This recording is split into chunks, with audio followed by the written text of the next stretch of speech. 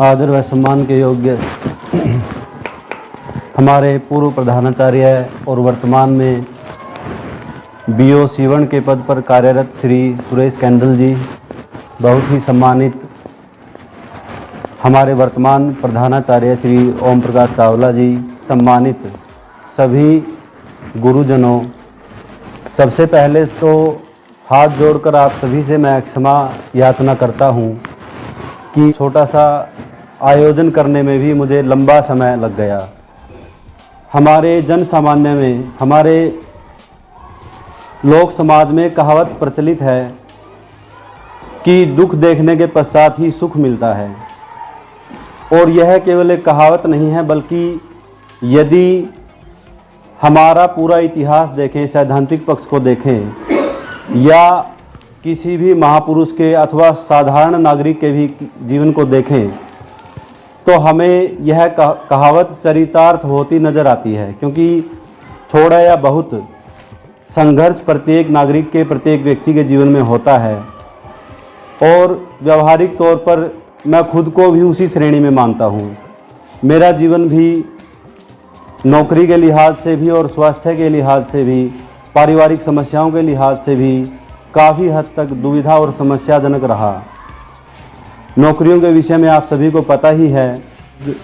24-25 वर्ष की आयु में ही बिना किसी सिफारिश और रिश्वत के एक अच्छी नौकरी मिल गई थी, किंतु सौभाग्य कहिए या दुर्भाग्य कहिए, वह विभाग मेरी पसंद का नहीं था। इसीलिए क्लर्क की नौकरी मैं करना नहीं चाहता। इससे पीछा छुड़वाने के लिए 2019 में स्वेच्छा से ग्रुप डी में चपरासी के तौर पर नौकरी में ज्वाइन किया।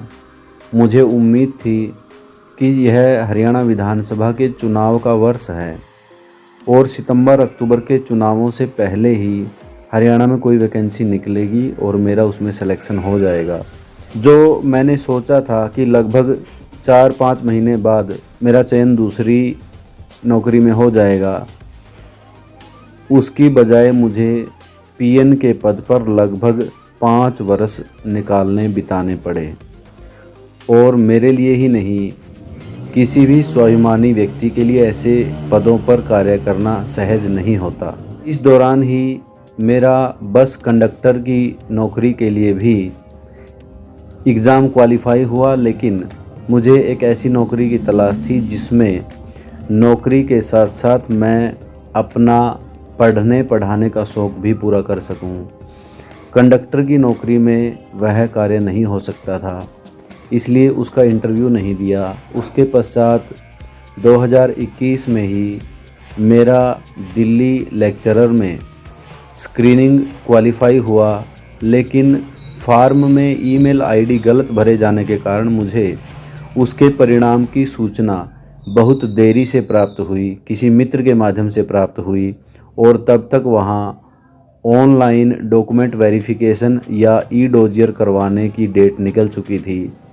मैंने डीएसएसबी में जाकर अपनी तरफ से एक प्रार्थना पत्र भी दिया, लेकिन डीएसएसबी की सटीकता के कारण मुझे वहाँ मौका नहीं दिया गया और उस नौकरी से भी मैं वंचित रह गया। टीजीटी की परीक्षा जब होने वाली थी, ईश्वर की कृपा से मेरा टीजीटी का एग्ज़ाम बहुत अच्छा गया। और हालांकि मैं खुद को योगी और सिद्ध होने का दावा नहीं करता, किंतु ईश्वर की कृपा से यदि आप प्राणी मात्र के हित में सोचते हैं तो आपका अंतःकरण इतना शुद्ध अवश्य होता है कि ईश्वर आपके जीवन में घटित होने वाली कुछ अच्छी या बुरी घटनाओं का पूर्व संकेत आपको निश्चित रूप से देता है। जिस दिन मेरा टीजीटी की पोस्ट के लिए एग्ज़ाम था, उसी रात्रि को मुझे ऐसा स्वप्न दिखाई दिया कि एक मेरे बहुत ही प्रिय अध्यापक हैं, जिनसे मैं कक्षा 10वीं में ही पढ़ा था, भारत भूषण जी, मुझे स्वप्न में उनके दर्शन हुए। और इससे कुछ दिन पूर्व मुझे महर्षि दयानंद के दर्शन अपने सपने में हुए, जो मुझे वेदों का ज्ञान दे रहे थे।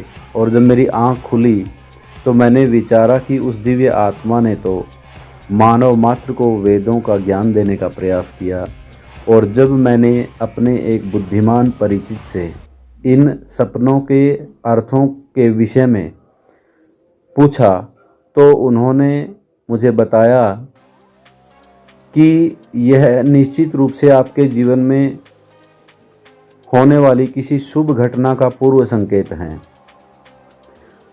और वैसा ही हुआ। टीजीटी परीक्षा का एग्ज़ाम मेरा बहुत अच्छा गया। अध्यापक बनने का जो मेरा सपना था वो पूरा हुआ। स्वास्थ्य को लेकर भी घनघोर विपदाओं ने पिछले वर्ष आ घेरा था।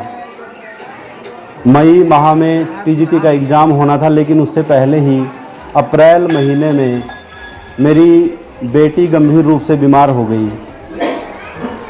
और उसे करनाल कल्पना चावला हॉस्पिटल में दाखिल करना पड़ा।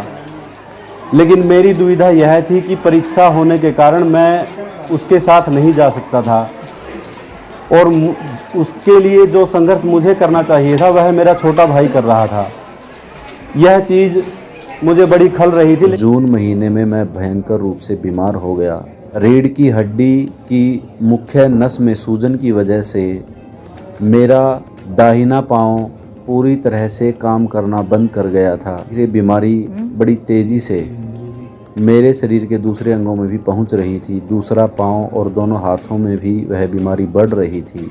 सही समय पर सही इलाज हो जाने के कारण घनघोर विपदा से भी मैं निकला। यह सोचकर बड़ा दुखी और भावुक हो जाता था कि इस आयु में मेरे माता पिता को संभालने का दायित्व तो मेरा खुद का है, लेकिन समय का उलट फेर देखिए कि अपनी वृद्धावस्था में भी वो मुझे संभाल रहे हैं। अगस्त महीने में छोटे भाई का एक्सीडेंट हो गया, उसे भी गंभीर चोटें लगी, लेकिन ईश्वर की कृपा से सब ठीक हो गया। फिर आगे माता पिता को डेंगू हो गया, धर्मपत्नी जी भी बीमार हुई और उस छोटी सी बेटी ने दोबारा फिर बेड से गिरकर अपना पांव तुड़वा लिया, उसे भी प्लास्टर हुआ। लेकिन उस परमपिता परमेश्वर का धन्यवाद करता हूँ कि इन घनघोर विपदाओं में मुझे कभी व्यथित और विचलित उसने नहीं होने दिया और मेरा संघर्ष निरंतर जारी रहा। और जब बीमारी के चरम पर था तो मुझे सूचना मिली कि हरियाणा लेक्चरर का एग्ज़ाम सितंबर महीने में होने जा रहा है।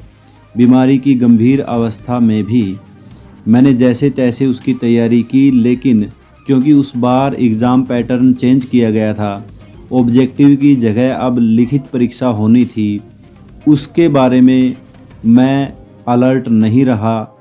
उस कारण उस परीक्षा से भी जो मेरा सपना था मैं चूक गया। फरवरी 2024 में चंडीगढ़ लेक्चरर के लिए एग्ज़ाम हुआ, जो बहुत अच्छे नंबरों से मेरा क्वालिफाई हुआ और उसमें मेरा फाइनल चयन हो चुका है। लेकिन उसके पहले ही टीजीटी हरियाणा का परीक्षा परिणाम घोषित हुआ, जिसमें मेरा चयन हो चुका था। इसलिए मैंने चंडीगढ़ लेक्चरर को ज्वाइन करने का मन भी छोड़ दिया। टीजीटी अध्यापक बनने के पश्चात फिर हरियाणा में लेक्चरर की वैकेंसी निकली, क्योंकि एक प्रकार से टीजीटी बनने के बाद थोड़ी सी आत्मसंतुष्टि तो हो ही चुकी थी। इस वजह से थोड़ी ढील हो जाने के कारण वह एग्ज़ाम भी कुछ अंकों की कमी की वजह से मेरा मेवात कैडर में क्वालिफाई हुआ। इसलिए उससे बेहतर तो यही था कि मैं टीजीटी में ही अपना कार्य, अपनी सेवाएं देता रहूं। इसलिए वहां जाने का मन भी मैंने छोड़ दिया और ईश्वर की कृपा से आज मैं टीजीटी में हरियाणा में अंग्रेजी अध्यापक के तौर पर अपनी सेवाएं दे रहा हूं। ईश्वर ऐसा सामर्थ्य दे कि मैं अपने छात्रों के साथ पूरा न्याय कर सकूं। इसके साथ ही मेरी गंभीर बीमारी के दौरान या मेरे परिवार पर आए घनघोर संकटों के दौरान जिन लोगों ने भी मेरी थोड़ी सी भी सेवा सहयोग किया, मैं ईश्वर से ऐसी प्रार्थना करता हूं कि ईश्वर इतना सामर्थ्य मुझे प्रदान करे कि उन लोगों के लिए मैं उससे कुछ ज़्यादा ही करूं, ताकि उनके ऋण से भी उऋण हो पाऊं। संघर्षों से जूझने का मेरा यह जज्बा यूं ही बरकरार रहे। विद्यालय परिवार से मैं सामाजिक और पारिवारिक संबंधों की यही निधि और पूंजी लेकर जा रहा हूं कि पूरे विद्यालय का सहयोग मुझे विद्यालय परिवार के तौर पर तो मिला ही, उसके अलावा सभी सदस्यों का व्यक्तिगत तौर पर भी मुझे सहयोग समय समय पर मिलता रहा, मार्गदर्शन आप सभी का मिलता रहा। और मेरे लिए सबसे बड़ी गर्व की बात यह है कि पूरे स्टाफ में से किसी भी सदस्य के साथ कभी ऐसी नौबत नहीं आई कि कोई तू तड़ाक होनी पड़े। ये सबसे बड़ी बात, सबसे गर्व की बात मैं यहाँ से, इस विद्यालय से अपने साथ लेकर जा रहा हूँ। कोई बड़ा वादा तो आप लोगों को मैं नहीं करूँगा, केवल इतना ही कहूँगा कि अगले विद्यालय में या उसके बाद जहाँ भी सेवा का मौका मिलेगा, मैं अपने प्रयासों में कोई कमी नहीं रहने दूंगा, अपनी तरफ से 100% देने का प्रयास करूंगा। दोबारा फिर सुरेश कैंडल जी का, जिन्होंने कार्य के दौरान भी मुझे कभी पढ़ने से, तैयारी करने से नहीं रोका। श्री ओम प्रकाश चावला सर का, जिन्होंने बीमारी के सहयोग दिया। और आदरणीय सुरेश राविश जी का भी, जिन्होंने परीक्षा के दिनों में मुझे सहयोग भी दिया और मार्गदर्शन भी। इसके साथ साथ आप सभी सदस्यों का भी किसी न किसी रूप में मुझे लगातार मार्गदर्शन और सहयोग मिलता रहा। इन्हीं शब्दों के साथ आप सब ईश्वर की कृपा से स्वस्थ रहें, दीर्घायु हों, सुखी रहें, ऐसी भावनाओं के साथ मैं अपनी वाणी को विराम देता हूं। आप सभी का बहुत बहुत धन्यवाद।